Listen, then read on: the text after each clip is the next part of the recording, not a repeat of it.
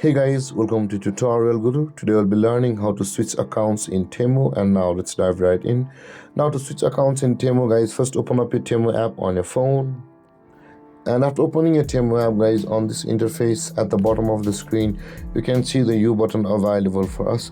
Tap on the U button at the bottom of the screen. And after tapping on the U button, you land on this interface where at the top right corner of the screen you can see the settings option available for us. Tap on the settings button at the top right corner of the screen, and at the bottom of the screen, guys, when you land on this interface, there is the switch account option available for us just above the sign out. Tap on the switch accounts, and guys, if you have not logged into your another account, you can simply tap on the add account and go to the sign in process to log into your account. By that way you will be switched, or if you have already logged in, your account will be listed like this, and you can simply tap on the account to which you want to switch and it will be switched.